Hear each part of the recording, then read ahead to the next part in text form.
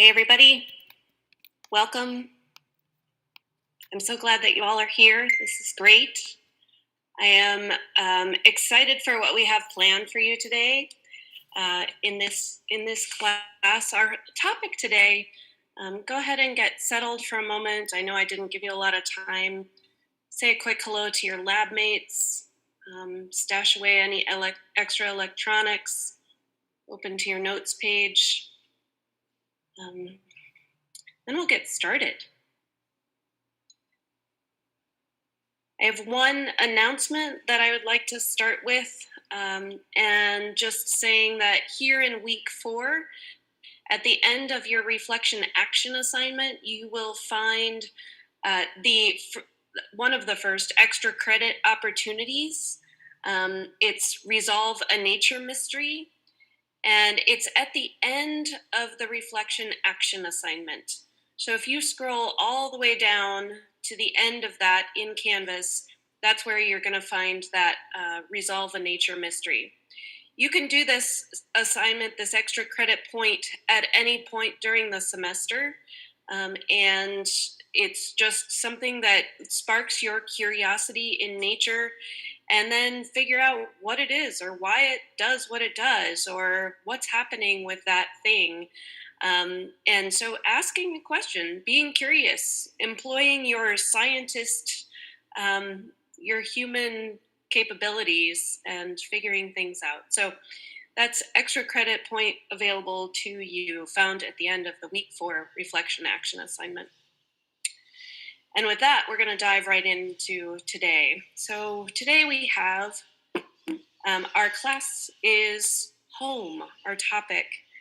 And I'd like to open us with a poem as our centering today. So if you get yourself in a position, feet flat on the floor, and you may put your hand on your heart and on your belly, your hands, I find that helps me to really embody what I'm hearing. It also helps me to be really more centered inside of myself.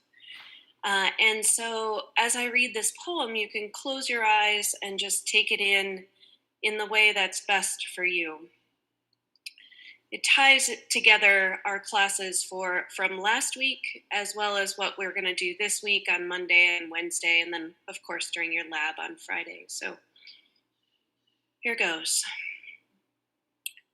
The small plot of ground on which you were born cannot be expected to stay forever the same. Earth changes, and home becomes different places. You took flesh from clay, but the clay did not come from just one place. To feel important and safe, know your own waters and hills, but no more. You have stars in your bones and oceans in your blood. You have opposing terrain in each eye. You belong to the land and sky of your first cry, and you belong to infinity. That poem was written by Ella Renee Bozarth, and it's my honor to share it to you as we open today. Take a moment and breathe, and then bring yourself to this place, your space. So the dictionary definition of home goes like this: a house, apartment, or other shelter that is the usual residence of a person, family, or household. Or, the second definition, the place in which one's domestic affections are centered. I found this to be really incomplete, very unsatisfying, and just lacking. That's it? Really? The shelter that you're in? The place where you keep your stuff and where you have feelings? It's not enough. This definition just doesn't capture it. That old saying of make a house a home, There's more. There's so much more depth to this. And so today we're going to explore what more there is.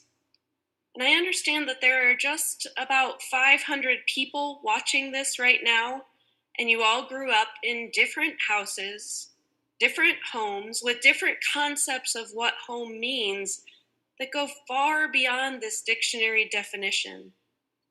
And so today I am welcoming three guest speakers. Tiffany and Grace and Lily are here to share their concepts, their ideas of home with you. And they have written some beautiful questions to spark your own thoughts around this today. And so, with that, I'd like Lily to jump on in and get started for us. Oh, Lily, is it Tiff? It's Tiff. I think it's me. No worries. Okay, so I'm going to stop sharing and she's going to share. Okay. Perfect. Thank you. I'm so sorry. I was looking at my slides. No, you're good. Oh my gosh. Okay, cool. Hi, everyone. This is so fun. My name is Tiffany, obviously, and I'm just here to talk with you today about what home means to me. Sorry. Technology. Okay. So I just want to start off by saying welcome to the home lecture and also just by saying my story. So there we go. I am from Pasadena, California, and so by any strict definitions of the word, this would be what my home is. It's where my house is. It's where my parents are. It's where all of my schools have been. You might recognize it by the Rose Bowl. It's kind of our thing. Just have to give a little shout out. But yeah, this would, by any strict definition, be my home. But I didn't really start to question what that definition means until I got to school, until I kind of stepped away and took a good look at what my home had meant to me. And it was always kind of stagnant, unchanging. It was like, yeah, this is my house. This is where my family is. This is my home. But like I said, things kind of started to change a little bit when I got to school. So this is me and my grandma and my mom at Penn State on our tour. And when I first got here, I kind of had this weird experience where people kept asking me the same question. You're a freshman, you're meeting all these new people, and people kept asking me, oh, like, what's your name? Where are you from? And I'd say, oh, I'm from Los Angeles. Or, are you here? Really dramatically, like, why are you here? And this question kind of became a little unsettling to me because in my heart I was like, I'm here for the same reason as you. I'm here to get an education. I'm here because I love Penn State. All these things.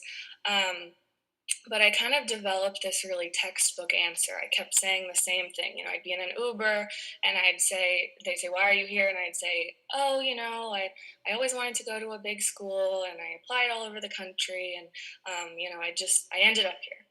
And I just really liked it. So I chose Penn State. And recently I've been reflecting a lot about my response to that because I've been saying this same response for 3 years now. And I've just been reflecting on it and thinking how I have been taking the empowerment out of that choice that I made because that was a really big choice as an 18-year-old to move all the way across the country. Like that was a big choice, and I was treating it more like, oh, I did this, I did that, and I ended up here. When in reality, that choice was important and that choice was empowering for me. So what I kind of want to connect the dots here is the connection between home and choice, because I feel like or at least for me when I was growing up, and I know for everyone here that's listening, we're all born into different circumstances, different homes, different family lives, and obviously that's not a choice that we made or could make. But as we start coming into adulthood, as we start getting older and are in whatever place that we are in right now, we start to be able to choose home. home becomes not so much something that we have, but something that we are creating in our life. And so, when I get this question, why are you here now? To me, I'm here because I chose to be here, because I choose to be here. I'm here because I want to learn. I want to learn how to better serve my community. I want to learn to empathize. I want to, broaden my understanding of the world. All of these things are important, and all of these things are important in the home that I'm building here in my whole college experience and in my life right now. And I think all those things are a part of what I understand home to be now, as it is something that I am creating, as it is something that I am choosing. And so, for my question for all of you, I just want to ask, perhaps home isn't just a place, but something you choose to build, to create, to connect with. And then I just have these three questions here, and I just want to leave it open to you in your lab groups. Whatever one sticks out to you the most. Why are you here? How are you growing and creating the infrastructure that you for who you want to be? And how might home be something that you are building through your choices? And this, I have to give credit because this idea of home being something that I'm building, home being something that we're building, really came from another LC that I was a learning coordinator with, Jimena, so I have to give her credit. But I just really love this idea of connecting choice and home, and how are you choosing to build a home in your life right now. So just take 3 minutes. I know that's like not even enough, but just start scratching the surface of what this means to you right now.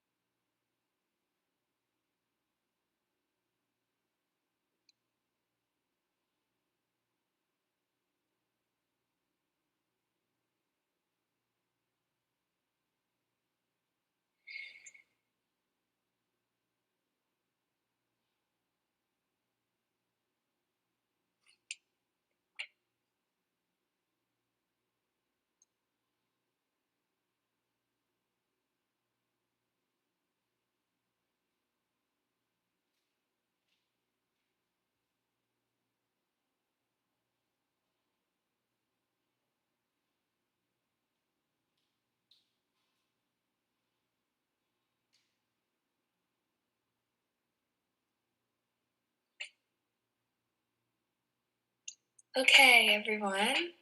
If you want, oh, sorry, if you want to come back to the live area of your screen.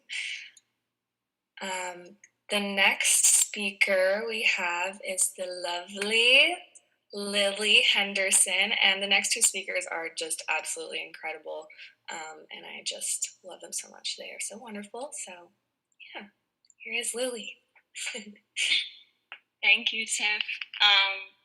Whenever I get to speak for this class, I just get this flooding of excitement and nerves and gratitude. But thank you, Tiff, and thank you for sharing your story. I've come to realize, I've come to find that I think when we hear the stories of others, it takes us to another place. It takes us through their life in a way, and it's a form of travel. So I think that's the exciting part of sharing stories, and maybe my story will bring you somewhere you've never been before.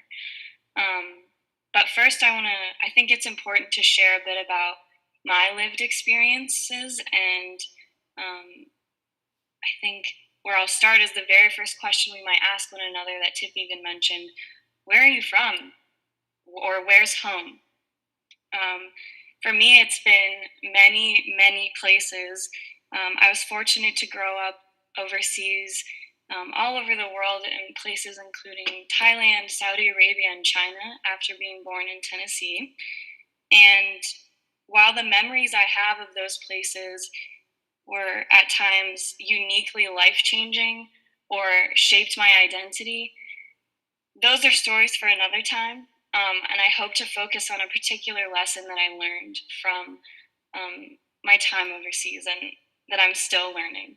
So, this lesson comes from and is my understanding of home. So, while living in several different countries, attending over 11 schools, constantly leaving friends behind, I it was especially difficult to pinpoint an answer to that question, where are you from?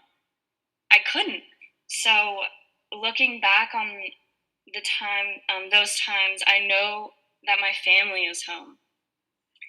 Their unconditional love and their unparalleled understanding of what we experienced overseas has never failed to show up for me. They've never failed to accept me. And so while I'm here, there's another story, another experience I want to pull from my ever changing story. So if you want to take in the image that's been on the screen, that was taken outside of the office that I interned for, a refugee resettlement agency in my hometown. And again, there are so many pieces and stories within that one. The stories of families who had been waiting years in camps to be granted asylum here in the US, people who possessed a kind of resiliency and determination that I had never witnessed before. But for all of those people I met while working there, I saw a whole new complexity to the sense of home, to the understanding of what home is for others. So I'm going to resort back to this sign. These three phrases that I constantly repeat to myself. Home might have to be as simple as this: being accepted, feeling loved, and knowing you belong. So while I have the love of my family and the understanding that they will always be my home, always be there for me, I have to invite another possibility. Prompted by a question that I often ask my students in their journals: how might your life be different without that understanding or without that perspective, whatever it is? And I know there are many of you listening today that may not feel that deep connection to your given family, may not feel that unconditional acceptance from your family members. So I bring us to this idea of the chosen family. The circles of people who we choose to support, that we choose to be a family with, choose to love and show up for. I don't think home, or the question of where's home, should have one answer. I can't accept that. I think it should have many, and I think it should evolve with us as our stories do. This class, for instance, has given me many circles of people, surrounded me with others who have shown me that I belong, shown me that I'm valued, shown me I'm accepted. And so, Jen, if you want to go to the next slide, I'm going to pose this question to all of us. What does your innate sense of belongingness tell you about you? Because it's in human nature to need to belong. It's in human nature to need others to support you. So either reflect on that, the sense of belongingness, or maybe how have your circles or chosen families shaped you? So if you want to take 4 minutes, I would love to see what comes up for everyone.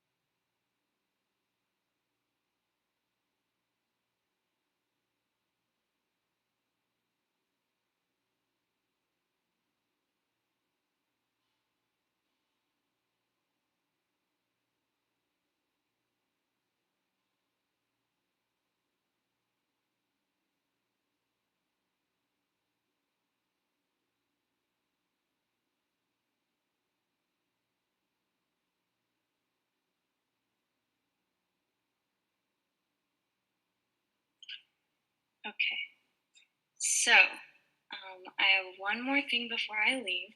If Jen, if you could go to the next slide, thank you. Um, I also want to recognize that in these times, you might be feeling a great, loneliness to a greater extent, or feel a distance between you and your family, or your loved ones, or your people.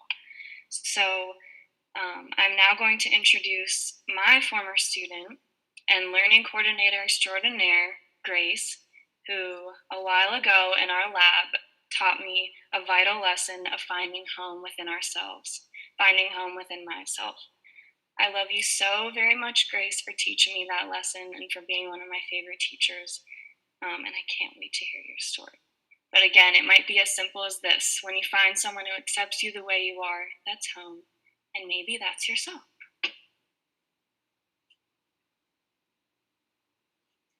Hey everyone, I'm so excited to be here with you guys today. So, thank you for giving me space to share my story about why I see home as something that I could find within myself. And here we go. So, I want to share my original perception of home, and that was super stagnant and flat. I just saw it as four walls that I grew up in, and it served me. It was never challenged. There was no reason why I ever thought differently. And then that brings me to this picture. This is my dad and I a couple years ago, and I lost him a year and a half ago really suddenly. Um, and I felt so alone. It turned my entire world upside down. And I didn't really recognize my life as it was before. And I found that there's a lot of secondary losses with it. I wasn't comfortable in his house anymore, and my family felt different, and my perception of life felt really different.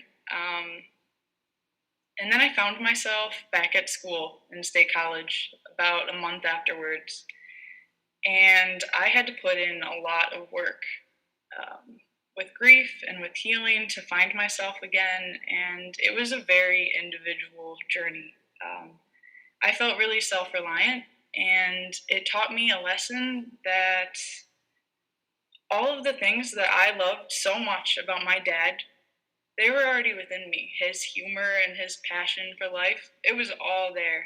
Um, and his essence was just in my heart.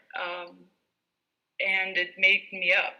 Uh, and that love just expanded, and it grew, and it accommodated to the things that I needed in life.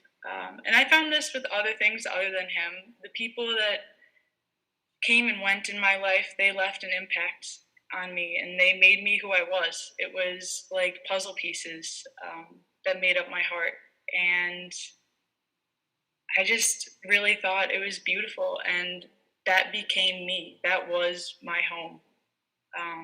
And bringing it to current day, I'm going to switch a little bit here, but I've been taking a lot of really just cold hard fact science classes, health classes like anatomy and nutrition, and it's really hard to find connection in classes where you're just dealing with logic and not really any emotion. But I found that the common theme in all of those classes is cells, the cells that make up your body. And it kind of hit me that those millions of cells, like their only purpose, the immune cells, the body cells, the soma cells, their only purpose is to take care of you. Like they help you sleep, they help you eat, and they don't care if you're sad, and they don't care if you want to give up. They are going to protect you and just sort of love you. And I just think it is the deepest form of self love to take care of yourself because they make up your home, which is you. And I think that's awesome. And I think it can be really hard to see these two concepts that I brought up as like tangible, the people who are in your heart and the cells that make up it. That's really hard to see when you feel alone and you just want to be with people. It's hard. But this home is always with you, and it always has your back, even if you don't feel like it. And I think it's a really cool concept, especially during COVID times, when we can't be at our home or we can't be with the people that we love. So finding the essence of those you love within yourself and what you carry with you every single day, because it's definitely there. You just need to find it, just like I did with my dad, because he was my rock and he still is. And there are parts of him that will always be with me. So thank you for allowing me to share this. And the discussion question that I have for you guys, I'm going to give you about 3 minutes. Is what do you harbor within yourself that provides support, a home that's uniquely yours?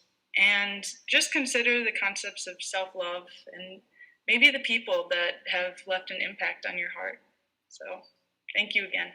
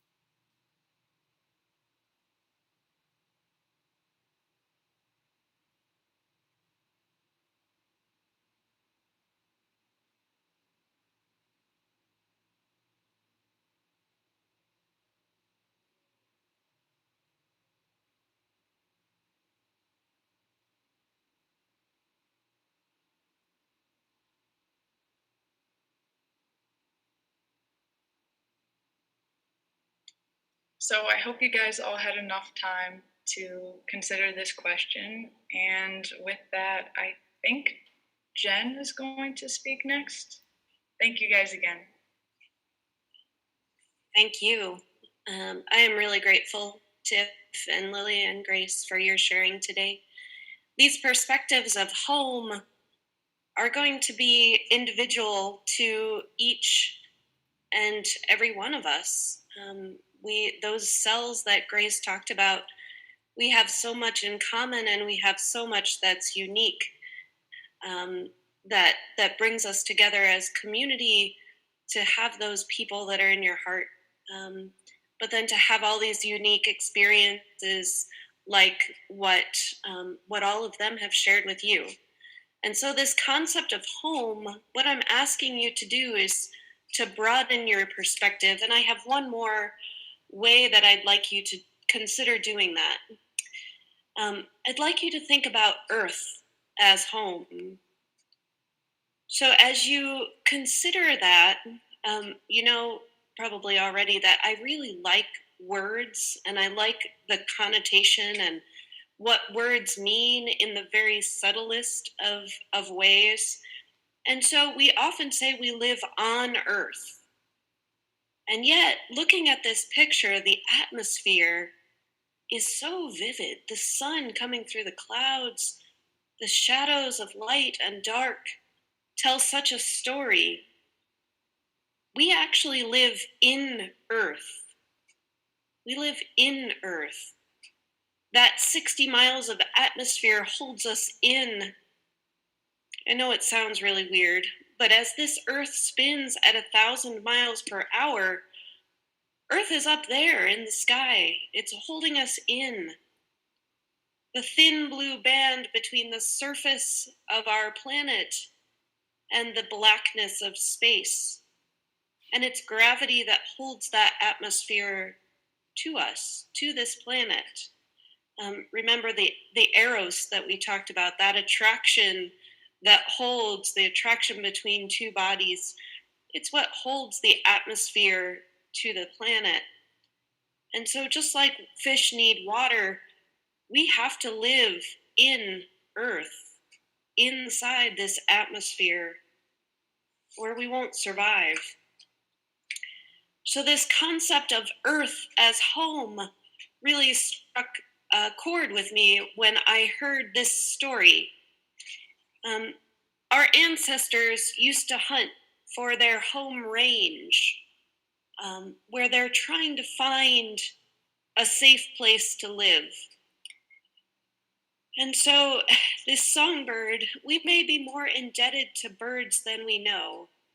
Gordon Hempton, who is the sound tracker, he's famous for tracking sounds and understanding how sound affects our lives. He explains that hearing is vital for all animals' survival, of course, but what is the ear listening to? He says, I was curious about the human range of sound. We listen from the very low frequencies of 20 hertz to the very high frequencies of 20 kilohertz. But we aren't equally sensitive to all of those frequencies.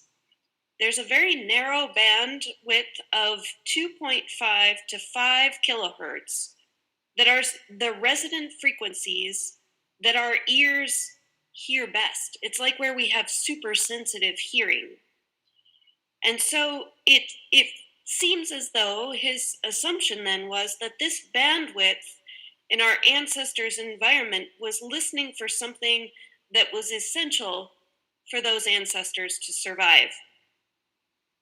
Well, it turns out that 2.5 to 5 kilohertz, it's not the human voice, it's bird song. We are naturally attuned to hear bird song. It's a perfect match. Why would our ancestors have to have heard bird song?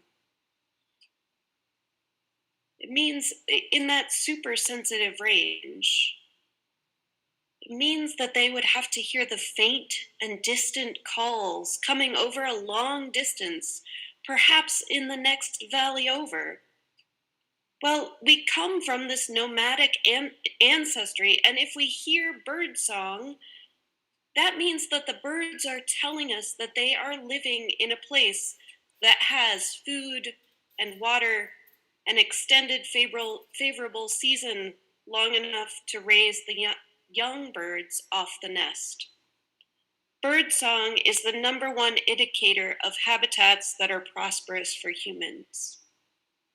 We are tied to this home range in very intense ways.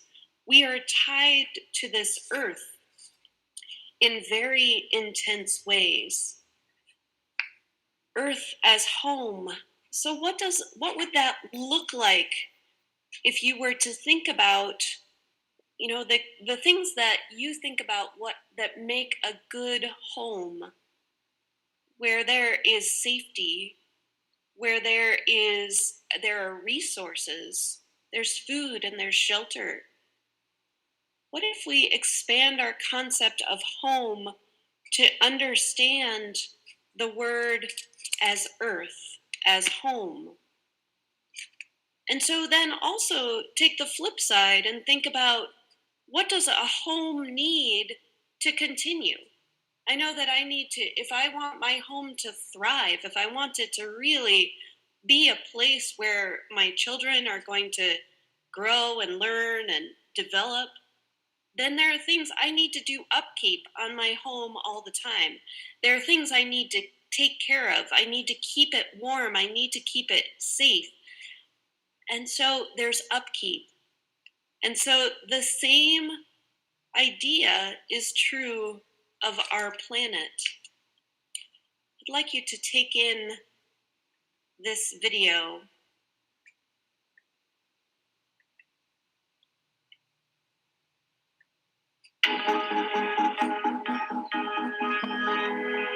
I am home. I give you comfort. I shelter your family. See me for who I am. Home, sweet home. I am your refuge. I am the floor that supports you. The foundation that keeps you steady. The walls that give you shelter. The roof that protects you. I am your home. If you don't take care of me,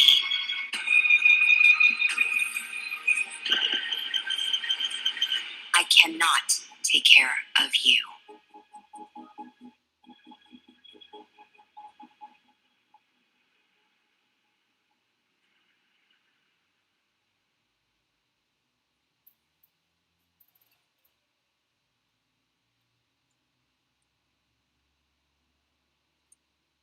So I'd like you to take 4 minutes now in your groups and think about this concept, this idea of Earth as home. What do we need to do to keep it that way?